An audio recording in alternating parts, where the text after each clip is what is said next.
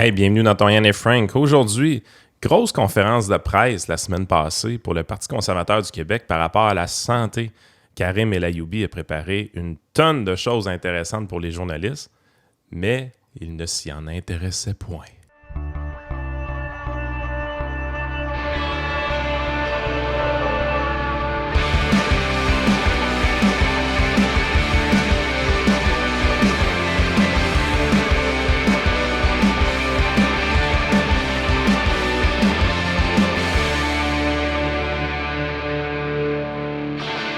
Merci Karim d'être là pour jaser de ça avec nous. Écoute, première question, comment on se sent lorsqu'on travaille sur un gros dossier par rapport à la santé au Québec? On sort des modèles comparatifs, comment ça fonctionne en Suède, aux Pays-Bas versus le Canada, les États-Unis, la France, et que les questions, c'est une fois ça parlait des drag queens, puis l'autre fois, la dernière fois, c'était la gestion de l'offre et est-ce que vous êtes en faveur que les États-Unis annexent le Canada, c'est ça? C'est quand même particulier, mais on commence à s'habituer quand fait quoi, ça fait bien 3 ans là, que je sors avec Éric sur surtout sur des sujets de santé. Puis c'est sûr, c'est choquant d'une certaine façon, mais on s'en attend quand même. Donc, c'est toujours une déception, mais le cerveau humain fonctionne comme ça. On a tendance à se désensibiliser avec le temps. Mhm. Donc, la dernière fois, surtout que la dernière fois, on a failli l'annuler, cette conférence-là. C'était la tempête, faut le dire. Puis moi, Oui. j'avais une journée de congé. Je l'ai pris pour descendre le soir, aller à Québec, faire la présentation avec Éric. Éric n'avait pas de voix en passant. Là. La veille, on s'était appelé, puis on dit, on l'annule-tu? Ça n'a quasiment pas de bon sens. Là. Toi, tu vas venir dans la tempête. Je veux dire, moi, j'ai pas de voix. Fait que là, on s'est dit, on va attendre un peu, on va voir. Là, sa voix s'est améliorée graduellement. Puis moi, me suis dit, écoute, le sujet est tellement chaud, c'est le PL 83, le projet de loi brutal de Christian Dubé. Je me suis dit, là, on va quand même avoir une couverture, comme on en avait eu avec l'histoire des bloqueurs Ouais, c'est de ça. puberté. Votre affaire, ça sortait pas de nulle part. Là. C'est quand on est en train de rentrer dans la gorge de la population avec une attaque coordonnée du PM et des médias, le complexe médiatico-politique au Québec. Une attaque coordonnée envers les médecins pour dire là, la liberté là, d'aller travailler où vous voulez. Là, oubliez ça en sortant de l'école. Vous nous appartenez pendant 5 ans, les amis. Là. Oui, projet de loi dangereux, selon moi. Puis là, j'entends toujours la rhétorique. Ah, les maudits médecins, vous faites de l'argent, redonnez le contrat social. Premièrement, contrat social, il faut savoir où ça signe, cette affaire-là. Tu sais, moi, j'ai pas Ouais, de c'est ça. contrat social. Moi, quand je suis né, il n'y a pas de contrat social qui me lie à tout prix au Québec, puis qui me lie. Il faut le savoir. Si c'est ça en partant, qu'on le Ouais, dise. puis un contrat, en général, lorsqu'il est signé par les deux parties, on ne peut plus changer comme ça les termes du contrat. Là. Absolument, absolument. Donc, le problème avec tout ça, il y a plusieurs choses. Premièrement, c'est un projet brutal, c'est d'une très grande brutalité. Pourquoi? Là, on va dire que c'est juste 5 ans. Oui, mais ça ouvre la porte. Ça ouvre la porte à d'autres choses. Okay? Ça va commencer par 5 ans, puis après ça, le réseau de la santé ne s'améliorera pas. Mais là, on va continuer à dire que c'est le problème du privé encore, ce qui n'est pas le problème quand tu as 3,5-3,7% des médecins qui sont au privé. Il faut bien rappeler pourquoi il y a du privé au Québec. C'est parce que le système public ne fonctionnait pas en termes de délai d'attente. Ça vient du jugement Shaoli. Ça vient de 2005, le jugement Shaoli. La Cour suprême avait tranché. C'est Dr Shaoli, qui est en passant un ancien médecin conseil de l'IEDM, qui était allé avec son patient devant les tribunaux parce que son patient attendait longtemps. C'était soit une chirurgie du genou ou de la hanche. Là, je me rappelle, d'une fois à l'autre, je ne me rappelle pas si c'était hanche ou genou. Peu importe, ça ne change rien. Et la Cour suprême a tranché, ils ont dit, OK, puis là, le magistrat, je le cite là ici, il a dit, avoir accès à une liste d'attente ne représente pas avoir accès à des soins de santé. Donc, le patient, tu ne peux pas, comme État, menotter un patient, c'est-à-dire, toi, tu n'as, au nom d'une idéologie du tout à l'égalité absolue et du tout au public, on ne peut pas c'est contre la charte de te menotter et de dire tu n'as pas le droit d'investir dans ta santé. Non seulement tu peux investir dans ta santé, le payer de ta poche si tu veux, mais tu peux aussi contracter une assurance pour couvrir tes frais. Donc, tout ça, ça a changé le concept. C'est pour ça que, entre autres, on a un peu plus de privé en santé au Québec qu'on en a dans le reste du Canada. Mais la rhétorique de dire c'est parce que il y a des délais d'attente qui sont très longs dans le public parce qu'il y a des médecins qui travaillent au privé Non. et ces médecins-là drainent des infirmières, des inalos, etc. Au public. Ça fonctionne pas. La poule et l'œuf, on sait très bien c'est quoi ici. Le jugement Shaoli vient du fait. Donc, pré-Shaoli, il y avait des très longs délais d'attente et c'est pour ça que la Cour suprême a autorisé l'expansion du réseau privé. Donc, la rhétorique, et c'est ça qu'il faut répondre aux gens lorsqu'ils disent non, c'est le réseau public c'est le réseau privé qui draine, qui déshabille le réseau public. Pas tout à fait, parce que quand tu regardes un peu l'efficacité des plateaux techniques, quand on parle de plateau technique, ça, Eric n'aime pas ça quand je dis plateau technique. Non, Eric, ça ne dérange pas beaucoup, mais celui qui déteste le plus ça, je le salue si jamais il nous écoute, c'est Cédric, son attaché de presse. Il dit, Karim, plateau technique, personne ne sait c'est quoi. Il dit, arrête de parler de plateau technique. Un plateau technique, c'est quoi en réalité? C'est pas juste des instruments. C'est une infirmière, c'est un anesthésiste, c'est un chirurgien, c'est, je veux dire, des concierges pour laver la salle, exactement, après que la chirurgie a été faite. Et oui, c'est des instruments. C'est comme un plateau de télé. Exact, c'est en plein ça. Quand tu regardes un petit peu les plateaux techniques là, au privé, juste la ZIC-MD, pour à peu près le même coût unitaire, sont capables de faire 2 fois plus de cataracte dans la même journée. Quand tu regardes en chirurgie orthopédique, c'est entre 2 et 3 fois plus de chirurgie. Pourquoi? On parle de productivité, là. Absolument. On est vraiment dans de la productivité. Donc, fais juste imaginer que tu enlèves cette productivité-là de 3,5 à 3,7 % de médecins qui travaillent là. Ils travaillent là souvent parce que ils peuvent opérer plus. Tu as certains chirurgiens, il faut le dire, ils ont une journée par semaine ou une journée par 2 semaines de temps opératoire. À partir de ce moment-là, la nature ayant horreur de l'espace vide, il s'est créé, le privé vient combler ce que le public n'est pas en mesure de faire. C'est assez simple là, comme constat. En fait, on dirait c'est un vieux concept économique de base, toute cette affaire-là, qu'on a étudié pendant des décennies avec l'Union soviétique. C'est que la journée qui t'enlève les indices de prix, donc tu ne permets pas à l'offre et la demande de s'équilibrer grâce au prix, il y a quand même un prix qui doit être payé. Si ce prix payé-là n'est pas en argent, il va être en temps. Tout à fait. Donc, le temps d'attente, c'est ce qui vient équilibrer l'offre et la demande dans un système de santé. C'est pas agréable à dire, mais je veux dire, c'est d'une évidence élémentaire pour quelqu'un qui a une base en économie. Étant donné qu'on ne permet pas au prix de fluctuer, on a un prix de 0 $, il y a quelque chose d'autre qui doit fluctuer. Et la chose qui doit fluctuer, c'est le temps d'attente. Donc, les gens qui sont prêts à investir 22 heures de leur temps pour aller attendre dans une salle d'urgence ou qui sont prêts à investir 2 ans et demi de leur temps pour être sur une liste d'attente en orthopédie, par exemple, eux vont pouvoir être traités. Puis ceux-là qui ne sont pas prêts à mettre un investissement de 2 ans et demi sur la liste d'attente, ils vont choisir de ne pas se faire opérer. Et c'est de même qu'on rationne le système de santé, qu'on contrôle les coûts du système de santé. Moi, ce qui me fascine le plus, c'est que quand tu comprends ce concept économique-là tout simple, tu comprends également que les listes d'attente et le temps d'attente dans les urgences, c'est quelque chose de très volontaire de la part du gouvernement. Absolument.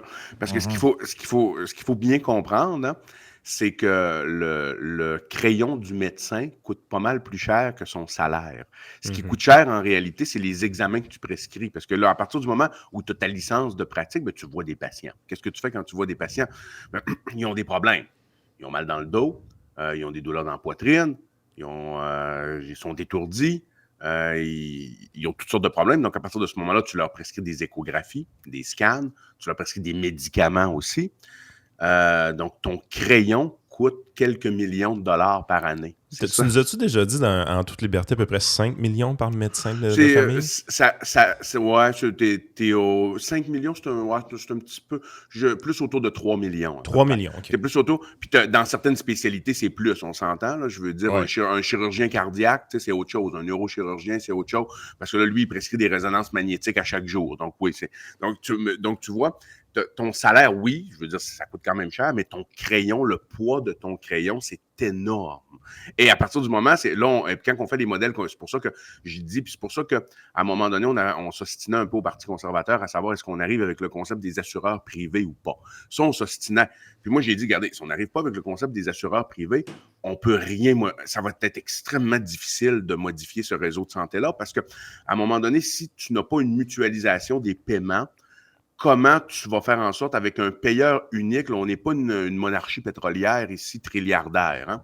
Tu regardes un peu le PIB, notre PIB global et le PIB par habitant. C'est pour ça qu'il faut toujours, quand tu regardes des modèles comparatifs, un modèle que j'aime bien, c'est la Suisse, mais ils ont un PIB par habitant qui est délirant. Là. Donc, à partir de ce moment-là, c'est assez difficile de s'inspirer de la Suisse, même des États-Unis.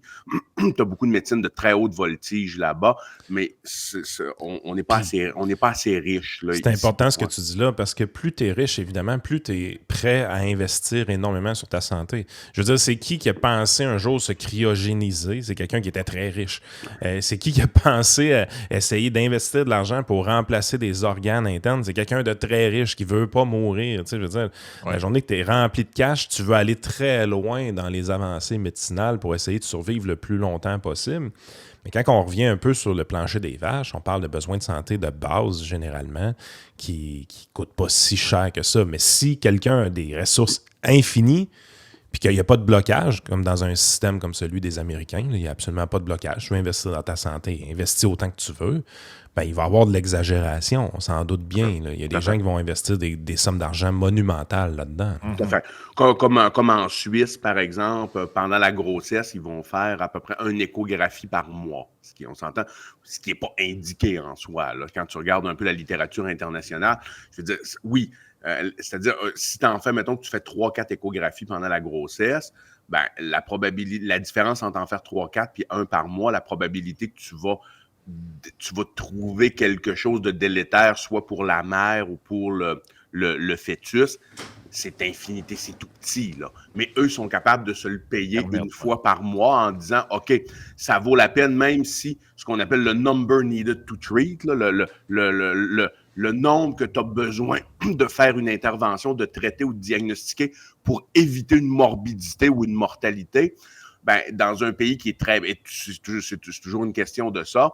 Dans un pays qui est très riche comme la Suisse, ben, si tu as besoin d'en faire 800 pour détecter une anomalie, ils vont faire les 800. Dans une société un peu moins riche, tu vas te dire ton number needed to treat, on va le descendre à 400.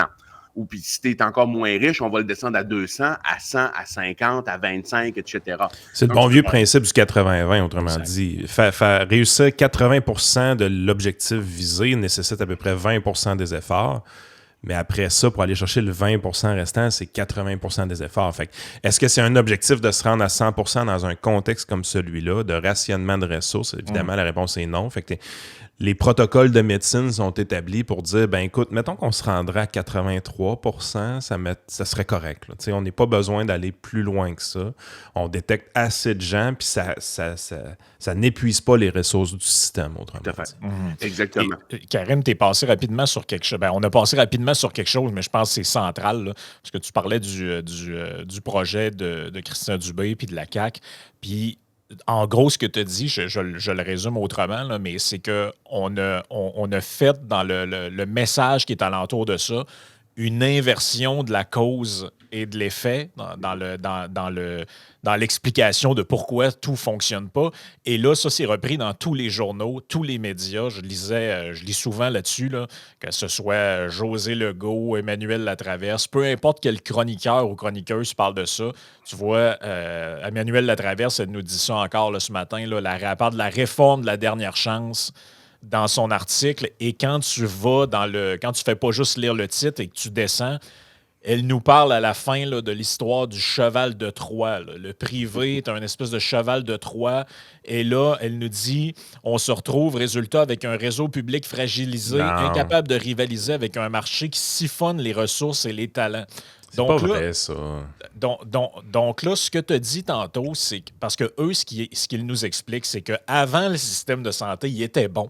Ouais. Et quand le privé est arrivé, il a commencé à nous voler nos médecins, nous voler nos infirmières, nous voler notre argent, nous voler notre aura, puis tout ça. Et finalement, à cause de ça, plus rien marche dans le public. Donc, la solution, ce serait de serrer la vis, la fameuse expression, au privé, pour redonner au public ses lettres de noblesse. C'est ce que j'ai compris. Puis toi, ce que tu as dit tantôt, on a passé vite là-dessus, c'est complètement l'inverse. Le privé est arrivé parce que le public est en train de s'écraser. Un chirurgien de cataracte qui allait en faire 2 fois plus au privé. Fait que, à un moment donné, il me semble, c'est le nombre de chirurgies qu'on fait dans une année qui devrait être important et non pas où est-ce que cette chirurgie-là était faite. Je veux dire, si le médecin est sorti pour aller au privé, il n'est pas disparu. Il est resté au Québec. Il traite des Québécois. Puis si, en bout de ligne, il fait plus de chirurgie qu'avant, au total tout, on a fait plus de chirurgie à la fin de l'année. Tout à fait. Et tu sais, puis tu sais, dans ce que tu as dit tout à l'heure, c'est vrai.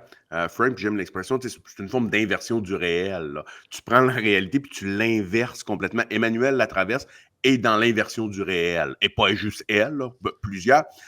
C'est la base du jugement Shaoli. La base vient du fait qu'il y avait des très longs délais d'attente dans le système public.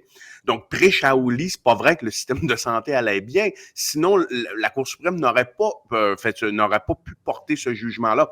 C'est bien dit. Si les délais sont jugés déraisonnables, si tes délais sont pas jugés déraisonnables, puis l'État a un monopole, puis tout le monde est soigné, attends. Tu n'as même pas besoin de faire intervenir les tribunaux là-dedans, puis les tribunaux n'en auraient rien à faire non plus. Absolument. Ça, c'est un des points. Puis aussi, ça, c'est toujours l'éléphant dans la pièce. La façon que je fonctionne avec Éric Duhem depuis le début, c'était comme ça qu'on s'était entendu quand on s'était rencontrés pour que j'y bâtisse une plateforme en santé, c'est ce qu'on va faire. On va arrêter de faire ce que tout le monde a fait depuis le début, et puis partir du modèle, du paradigme qu'on a ici et essayer de brasser les mêmes structures.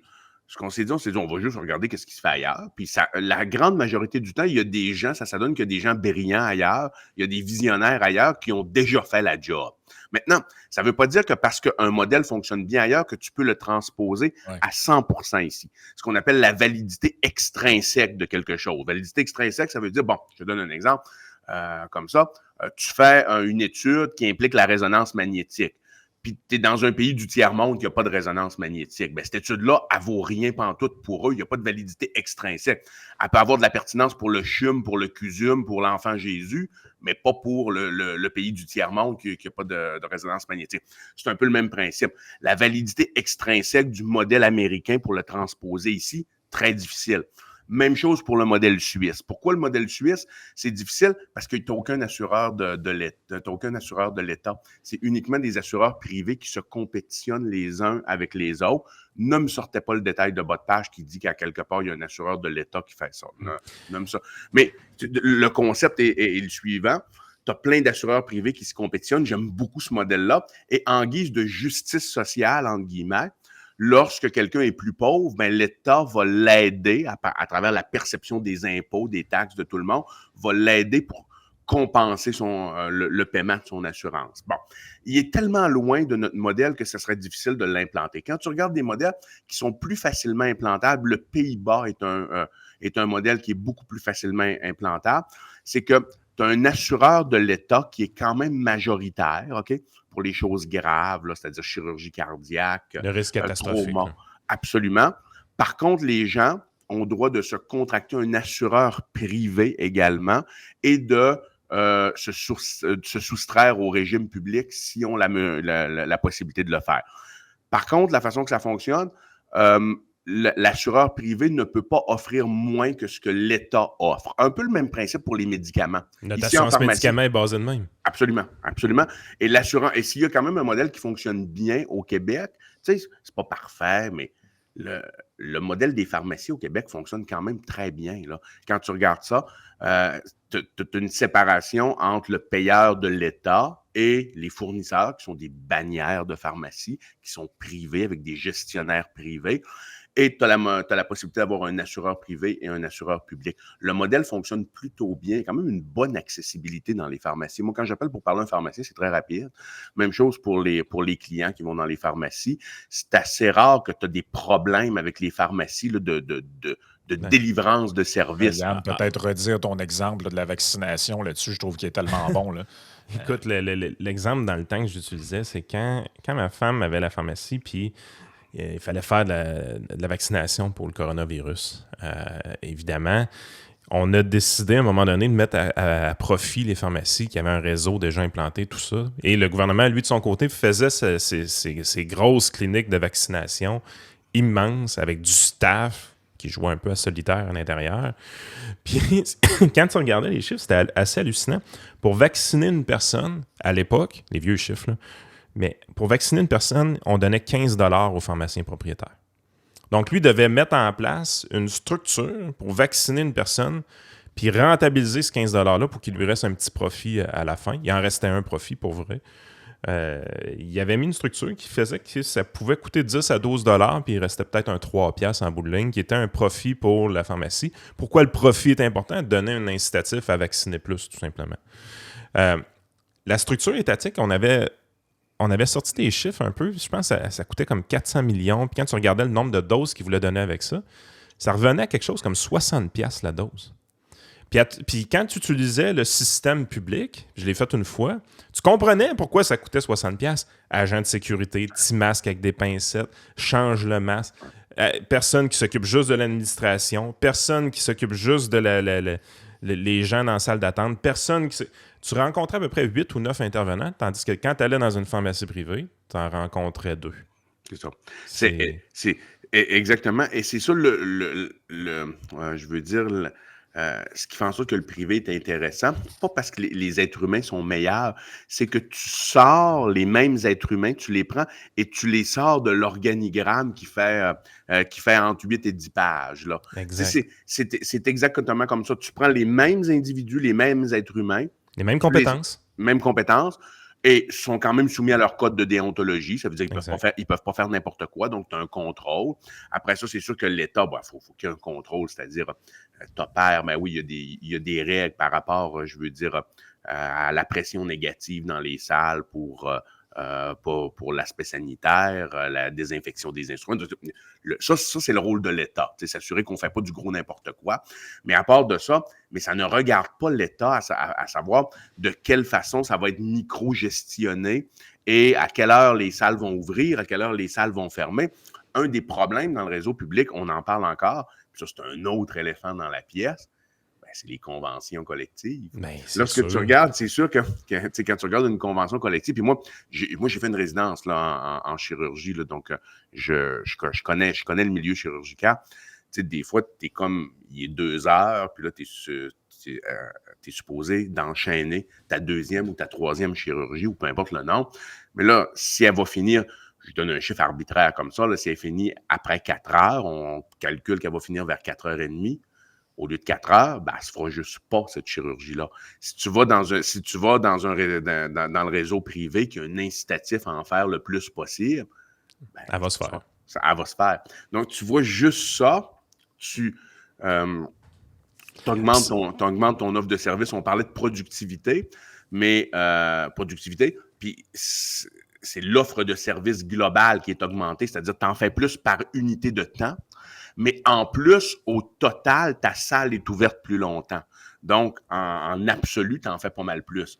Et il y a une certaine hypocrisie. Si tu ne rentres pas, c'est pour ça que je reviens là-dessus, puis la discussion qu'on avait eue au PCQ, si tu ne donnes pas la possibilité de faire entrer des assureurs privés, à partir de ce moment-là, comment tu veux sous-contracter au privé?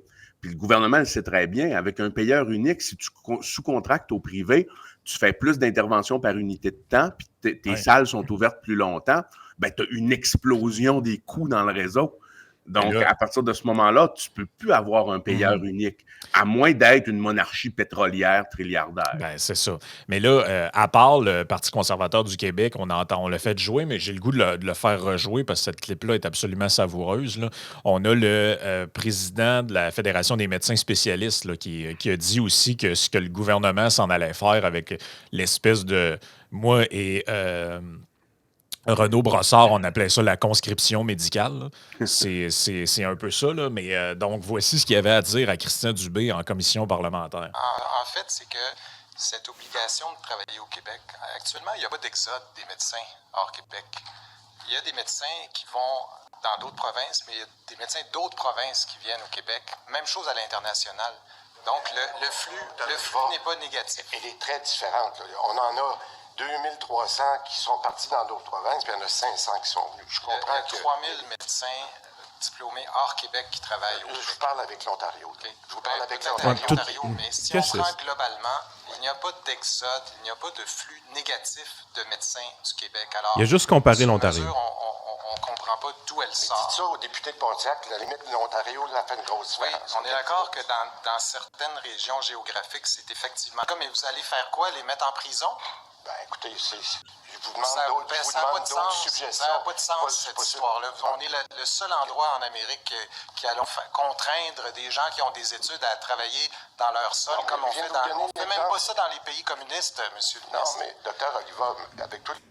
Je l'adore. Je ne sais pas c'est qui, je ne connaissais pas ce monsieur-là, mais il y a un degré de sympathie quand même qui se développe à son égard. C'est le président de la Fédération des médecins spécialistes du Québec. Ouais, lui, il a utilisé... Il a traité Dubé de communiste. J'adore ça. De communiste.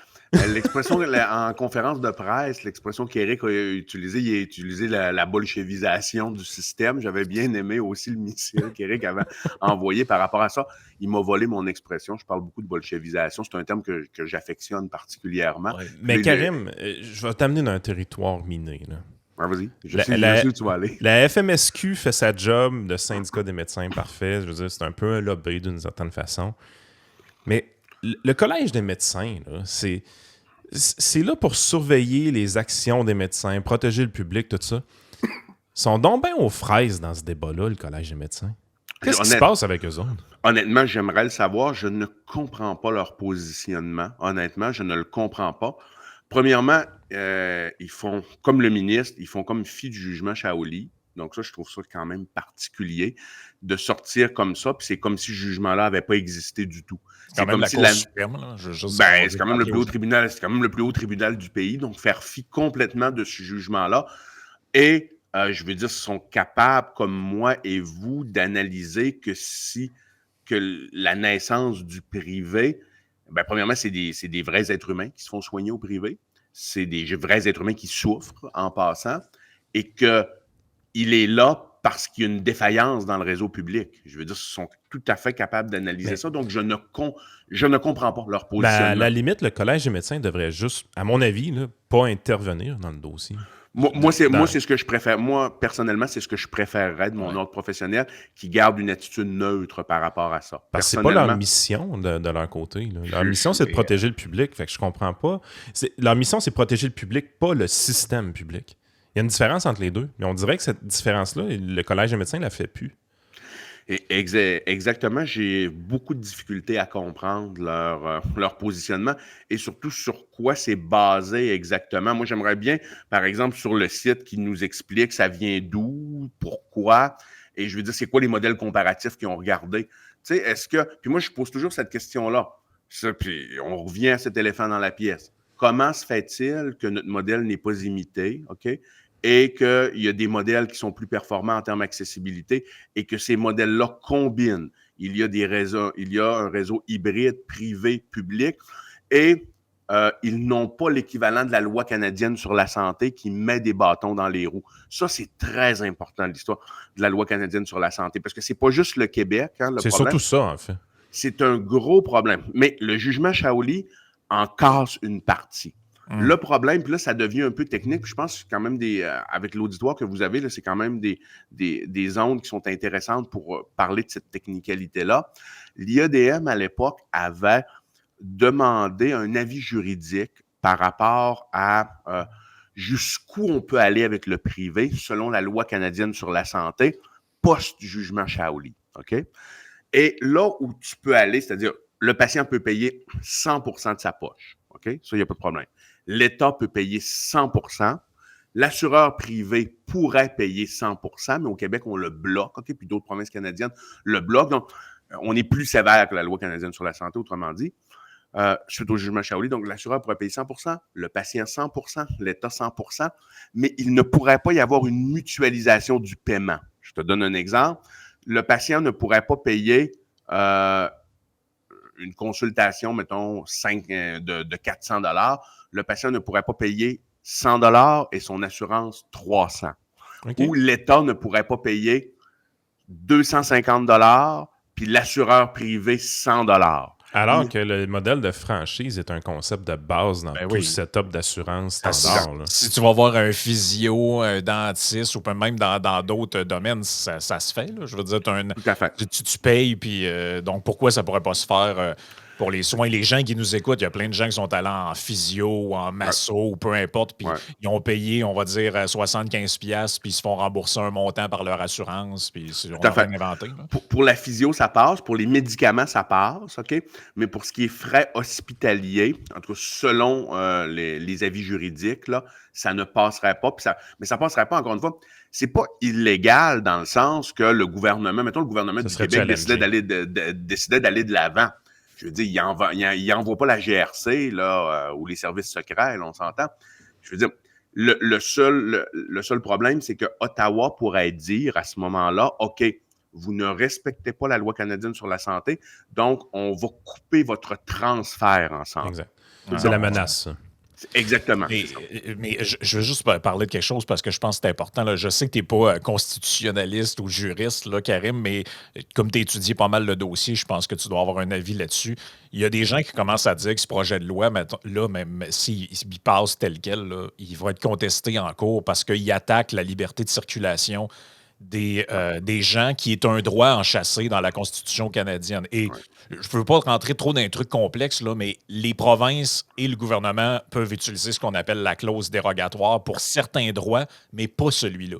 Donc, par exemple, la loi 21, là, tu peux utiliser la clause dérogatoire pour des questions linguistiques ou de culte, mais par contre, le fait d'empêcher quelqu'un de rentrer et sortir d'un lieu à l'intérieur de son propre pays ou de quitter le pays, ça, ce sont des droits constitutionnels dans lesquels tu peux pas... et donc, la loi ne dit pas explicitement que cette personne-là ne peut plus quitter le Québec. Mais elle ne peut plus travailler en dehors du Québec, ce qui revient un peu au même, finalement. Je ne sais pas c'est quoi ton idée là-dessus. Très bon point. Je pense que la clause dérogatoire ici, là, puis je le répète, ce n'est pas un avis juridique, là, je ne suis pas juriste, mais je pense que la clause dérogatoire, ce qui est dangereux en passant, puis tu fais bien d'en parler, Frank, là, parce que Christian Dubé a dit, on lui a posé la question si... puis même François Legault lui-même pose la question, est-ce que vous pourriez utiliser la clause dérogatoire pour le PL 83? Puis là, ils ont fait, parce que pour eux, c'est un jeu, la CAQ, la clause dérogatoire. Ouais. Ils ont dit, bah ouais, pourquoi pas? C'est comme si tu t'amuses. Ils sont pas sur le poste. C'est comme un jeu. Mais... moi, je pense que la clause dérogatoire, dans ce cas-ci, elle pourrait passer pour le privé. OK? Je pense que oui, parce que là, c'est pas une liberté de circulation. Par contre, ce qui est très intéressant dans ce projet de loi-là, que j'ai lu là, en passant, il y a des articles qui sont très alambiqués par rapport à aller travailler à l'extérieur. La façon que c'est écrit, là, regardez les articles comme il faut, c'est écrit que il y aurait une signature pour faire en sorte que l'étudiant signerait au départ une entente comme de quoi il n'irait pas ailleurs. Ouais, OK. Mais la façon que c'est écrit, c'est très, très alambiqué. Puis tu te poses la question, mais la signature, est-tu consensuelle? Puis là, si tu rentres en médecine, est-ce que tout le monde se doit de signer ça ou tu as un opting out de dire, OK, moi, je le signerai pas, mes études vont me coûter un peu plus cher, mais je le signe pas, j'ai un opting out. La façon dont c'est écrit, il n'y a pas l'air d'avoir vraiment d'opting out. Donc là, ça, je pense que la clause dérogatoire, comme tu dis, Frank, ne pourrait pas s'appliquer parce que fais juste imaginer, OK? Fais juste imaginer que ça passait, ça voudrait dire qu'une province canadienne, c'est-à-dire, ça voudrait dire qu'une province aurait le pouvoir de dire qu'il y a une frontière entre le Québec et l'Ontario. Une frontière entre deux provinces. Tu ne peux pas utiliser la clause dérogatoire pour redestiner les frontières du pays. C'est mon point. Ben non, c'est ça. Hey, les amis, on continue ça sur Patreon. On va avoir finalement l'opinion de Karim sur les choses qui sont réellement importantes. Karim, crois-tu que le 51e État va arriver? Non, mais dis, ça doit être important. Les journalistes ont juste parlé de ça dans ta conférence de presse. Tu nous sors plein d'affaires super intéressantes depuis tantôt, les systèmes de santé, la Suisse, les Pays-Bas, comment ça marche. Mais ce qui est important, c'est de savoir, c'est-tu normal d'avoir un petit papier pour traire une vache au Québec? Es-tu d'accord avec ça, toi, Karim? Ça, c'est important. Les journalistes le disent, c'est important, ça.